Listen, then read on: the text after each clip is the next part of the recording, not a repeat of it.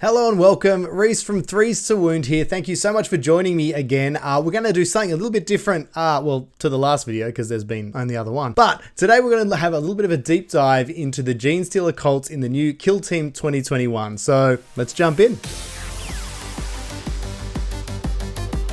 So a little disclaimer here, the reason we're jumping into the Genestealer Cults and doing a little bit of a faction focus this early on, when there's still a lot up in the air, is basically because, well, I'm in Melbourne and we're still kind of in lockdown, hence the lockdown haircut, in the hoodie, active wear, all that sort of stuff. So it's only been a very, very small amount of games I've been able to play with my bubble buddy. That's a term. It's not weird. That's a thing we're allowed to have. So it's only been a limited amount of games I've been able to get in. But in that time, I've managed to play that one team and play them, quite a bit. So hopefully I'll be able to give you a pretty good in-depth analysis of what I've found so far. But would love to hear your thoughts and opinions on what you found in your games, what you're looking forward to about the team, what you like, and maybe, what you don't like. We'll break this down into 3 parts. We'll do one today, which this is be part 1, and we'll look at, I guess, all the fire team options that we have available. So we've got the Neophytes, the Acolyte hybrids, and the Metamorph hybrids. We'll have a look at all of those, how they work, how they can work together, what are the options they've got available. And then in future videos, we'll look a little bit deeper into tactics, and we'll also look a little bit more into things like what tac ops should be taking with these kill teams, and how best to, use them and set them up, things like equipment as that as well. So that'll be in some future coming videos, hopefully coming up very closely off the back of these ones, so stay tuned for that. First thing we're going to look at is the fire teams themselves. So we'll start with the Neophytes. I must admit, in the last edition of the game Kill Team 2018, I didn't really enjoy them much. I understood why they were in my team, but they definitely weren't the heavy hitters. They were the objective sitters. They were, really not much good, especially things like the heavy weapons and that. They were so hit and miss, mainly miss. And you had to put a lot of effort into making them actually being formidable and scary. So it was all about getting on that front foot with your aggressive units, mining tools, and things that were in the hands of your better operatives, even things that eventually like aberrants, acolytes, all that sort of stuff. Get up, be aggressive, get in the face, start killing stuff before you got shot. In this new edition though, Neophytes are interesting. I'm not going to say they're good. I'm not that guy. I'm not a crazy man, but they are usable, and especially with the way that guns work in this new thing, shooting is actually really effective. Hitting on 4 pluses, it's now 50-50 that they're going to hit with most things. So there's a lot to be said for them being able to whittle down the opposition over time. Just a little bit of whittling. You can actually, each turn you can use them and you can take a few wounds off. You can scrape a few here and there. So all of a sudden when heavy hitters do get into combat, the chances they're going to kill them one and done in those first or 2 strikes before they take damage themselves is actually a lot better. So I'm not saying they're world beaters, but for your very basic kind of guy, they can do some work when needed. Of course, they still have the classic, things they have to do. They're going to sit on the objectives. They're going to die in droves, and that's a-okay, because when they do, if they scored you a victory point or they distracted the enemy from a different unit, well, they did their jobs. Obviously, they also carry your special weapons and your heavy weapons. The main drawback here with some of the special weapons I've found is, for me, the Weber. I was really excited about using it, and I've been using it against Death Guard units, which has been interesting. But I have found the restrictiveness of the short distance on it has still meant that it hasn't got as much run or much burn for me. This is a burn pun, mind you, as things like the Flamer, thank you, and also the grenade launcher. I mean, the consistency of damage of the grenade launcher, having frag and crack, options to use that. Obviously the Flamer for that area control, if you're coming up against things like plague zombies, tyranids, those more horde armies, that area control you can get with abilities like Torrent. I find that the Flamer is the more useful weapon. I might be using it wrong, don't get me wrong. I want to like the Weber. I just find at the moment, it's not really, I haven't been able to find the best way to use it. So it'd be interesting if someone's got some great tactics on how to set it up and make the most of that, the benefit being stun. Boonk. Having the lethal 5+, I must add, on the Weber does make that getting that stun rule higher. But again, like a lot of things in this game, you are really fishing for those criticals. So for me, it's a little bit lower on that tier list. When it comes to heavy weapons, you know, we're looking at things, for me, MVP at the moment, which has gone from the lowest possible tier it could have been in the last version of the game to now like nearly an auto include for myself so far anyway, is that mining laser.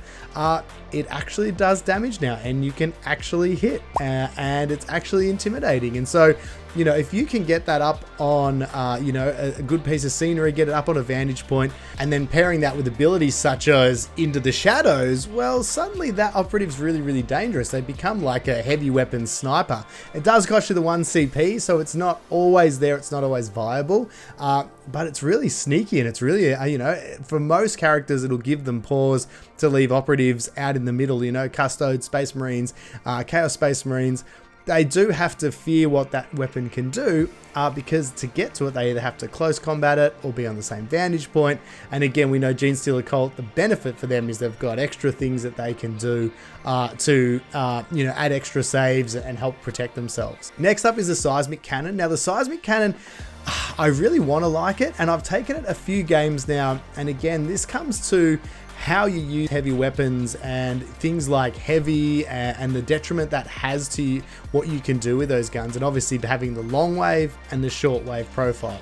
Obviously short wave meaning it's a lot more powerful, it's really devastating once in close, but when it's at a long range, it really feels a lot like a long range flamer. So you do all that success, you hit, it's great, but you don't really get the payoff for it. Whereas when you're in the short wave profile, it's awesome, but you run the risk of positioning. Not running a risk, positioning is something, but you run the risk of having to move it too far or plan ahead too far to actually get the opportunity to use that shortwave profile, which you might only get once, or you might, before they get charged or get taken out. If you don't kill something, you're in the danger zone and you're in the charge area. So that's something to be really, really aware of.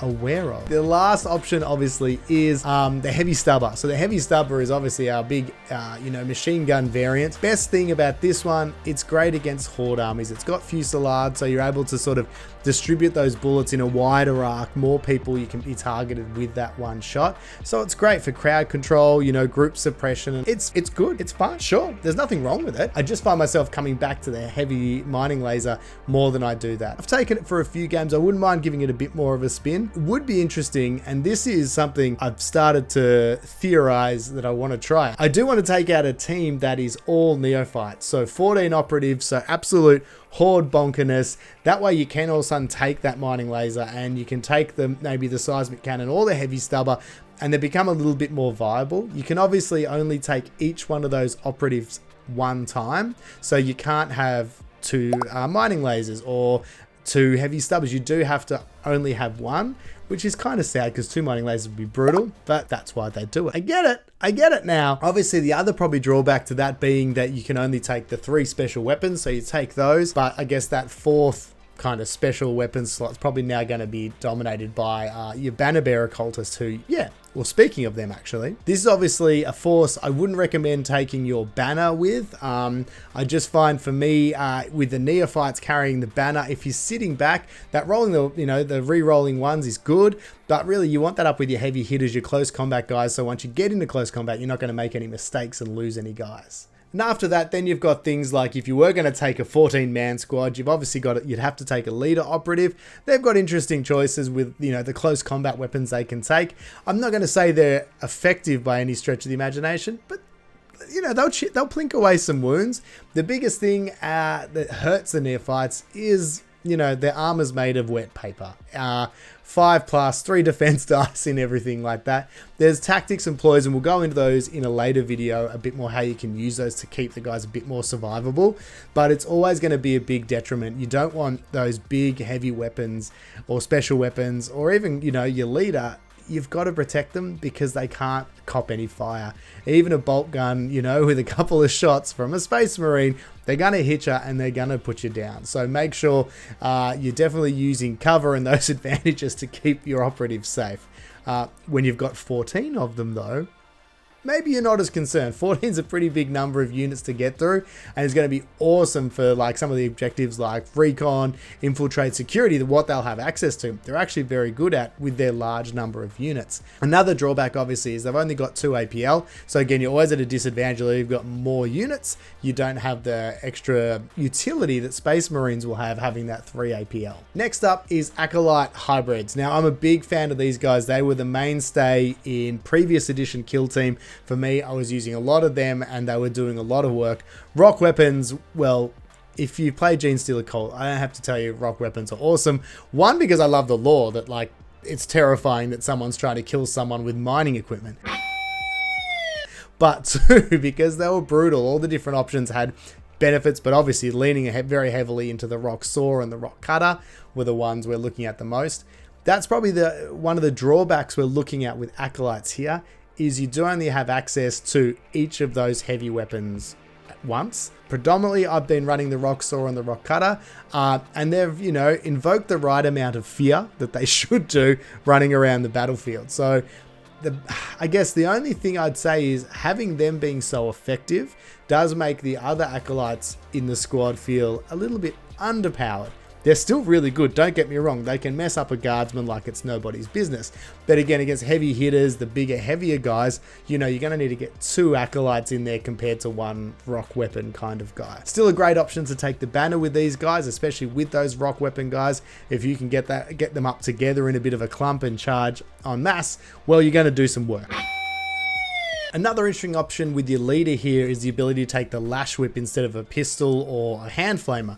Now, I find this really cool because it's a great cheeky way to sneak into your army, another way to get stun on criticals. So a good little sneaky surprise for maybe, you know, Space Marine units, things with 3 APL that are coming at you. Great way to reduce their effectiveness, especially maybe before you know you're about to get countercharged or something like that. It does have a really short range. We're talking blue square here, so it is a shorter range, so very situational, but at the same time I find myself very rarely using the auto pistols or the hand flamers anyway, because if I'm that close, most of the time I'm shooting something. By the time they get into combat, either they die or I die.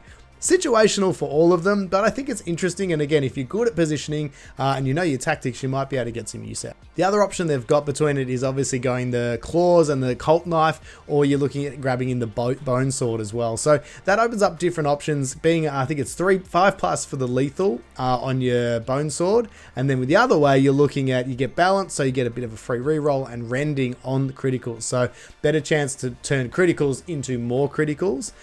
They're both situational in terms of which one will be better for you. For myself, I really like lethal +5. I think that's really good, and having the benefit to re-roll, having balanced as well to be at a higher chance to get that. I'm not sure, I don't do math. Next up, we're looking at the metamorphs. The hybrid metamorphs are, in my opinion, one of the... actually, wait, what's my opinion?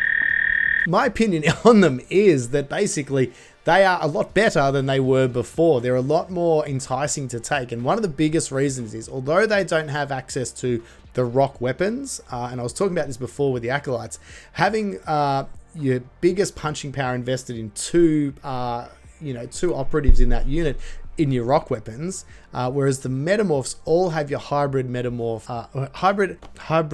metamorph mutations is what the word I was looking for there. They have the metamorph mutations, and that's really powerful because it means all the models in that unit have that. So although it's slightly under the rock weapons in its ability to kill and its damage, it's still significantly higher than your average Acolyte hybrid. So basically what you do is you kind of get a mean line, that's probably a graph to show, but basically consistently you're going to do more damage across more units with your metamorphs, versus the Acolytes have a few units with high output and a few with a bit lower. So it makes them pretty scary.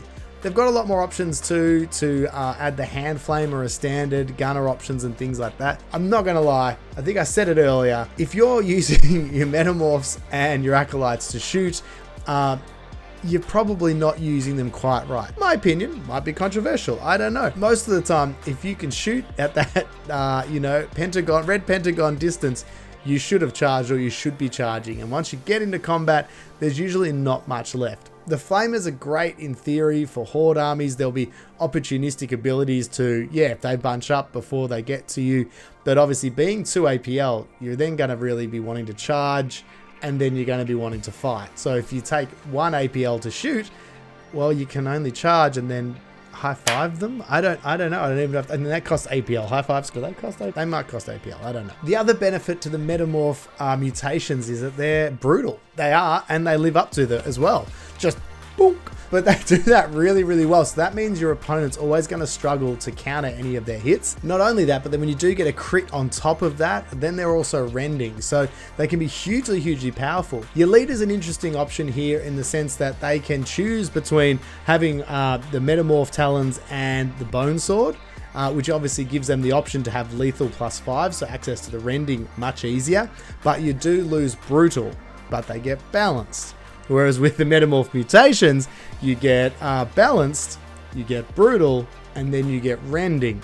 I think that is the way to go. That ability to be able to make your enemy operatives have to use a critical save against you to be able to block is massive. There's still something to be said for the lethal +5 and then that leading to rending. You know, you're looking all of a sudden a lot of potential critical damage. But I think on the law of averages, maybe, I don't know, maths, you're going to be better off sticking with the Metamorph mutations. The last thing we'll touch on today in this video, guys, is the combination you want to look at. A lot of the time, the safest bet I've always found is to, without a doubt, always take Neophyte squads. It just gives you the bodies, it gives you those units that, you know, your lemmings, if you will, that you're not afraid to lose. You get your objective holders, your cannon fodder, they can whittle away a few units. It also gives you the heavy weapons and the special weapons, which at least your opponent has to respect. And then it's really, for me, it's a choice of which way you like. Are you in love with the rock weapon, Acolytes? Or are you more likely to go with the more consistent across the board metamorphs and their mutations? It's a personal choice at the moment. Again, there's probably some people with maths who know the answer to that, but stick with your playstyle, stick with what you know works for you and what you like. I said earlier in the video, I'm still very tempted to try double Neophyte. I think that would be a lot of fun. I've also gone all out and had, Acolytes and Metamorphs together. That's a really scary list. It's a very, very killy list, but still, they're a glass cannon. They're going to attack. They're going to have to move up the board. They're going to have to use their sneaky, sneaky skills just to get to the enemy as quick as possible before they get blown off the map. And as we know, close combat in this is brutal. If you get in close combat, someone's going to die, and the other person is usually in a bit of a bad way after it as well. So keep that in mind that, if you're going to look at your secondaries and things like that, that's going to play into how you should play and what, of those you should choose as well. Hope you enjoyed this video, guys. I'll have another one out for you next week. In the meantime, please make sure you subscribe. It goes a long way to making me know that you guys actually enjoy these videos and are getting something out of it. Love to hear any comments as well. What would you like to hear about? Did I miss anything? Did I get any rules wrong? Please tell me. I'm still pretty new to this game. In part 2, we'll have a little bit more of a look of the rules and tactics and how we're using our operatives. What are their pros and cons once they hit the battlefield? After that, we'll also look at obviously tac ops, and we'll look at their equipment options to equip as well. In the meantime, thank you so much. All my love and kisses. That was weird. Sorry. All my something for tuning in. We'll see you next time on 3's to Wound.